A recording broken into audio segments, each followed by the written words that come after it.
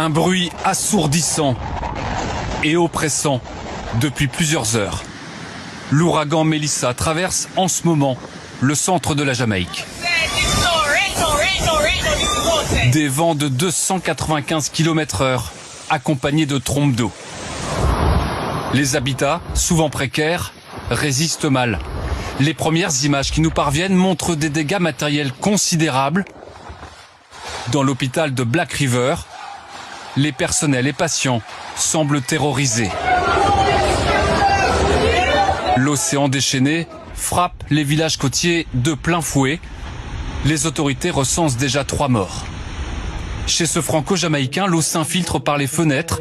Il suit minute par minute la progression de l'ouragan et se prépare à des jours difficiles.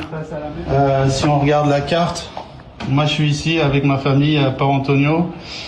L'ouragan va traverser ici et ça va faire énormément de dégâts. Donc ce qu'il faut, c'est avant tout avoir de l'eau, évidemment du riz, des pâtes, un maximum, et puis surtout aussi un générateur pour avoir de l'électricité.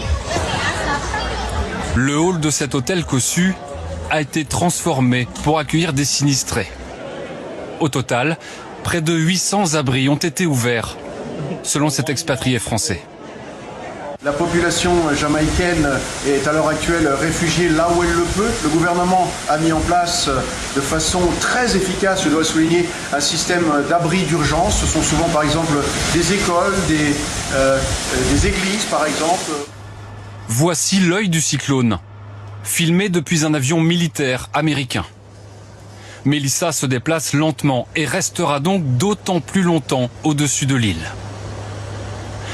C'est les propos qui ont été tenus publiquement par certains de vos députés qui laissent à penser, et j'ouvre les guillemets, que l'institution policière tuerait, que l'institution policière est une institution colonialiste qui tue des racisés, j'ouvre les guillemets, et que finalement les violences policières sont systémiques. Croyez-moi que beaucoup de nos concitoyens n'oublieront pas tout cela. Ils s'appelaient Ziyed Benna et Bouna Traoré. Ils avaient 17 et 15 ans. Ils avaient la vie devant eux. Le 27 octobre 2005, ils rentrent d'un match de foot. Ils sont pris en chasse par une patrouille de la BAC. Effrayés, ils se réfugient dans l'enceinte d'un poste EDF. Ils meurent électrocutés. C'était il y a 20 ans. Nous n'oublions pas. Nous pensons aux familles, aux proches, endeuillés à jamais. Et nous posons la question, 20 ans après, qu'est-ce qui a changé? Il y a eu Adama, Naël, Wanis, Kylian, il y en a eu tant d'autres. Que disent ces noms? Que disent ces visages?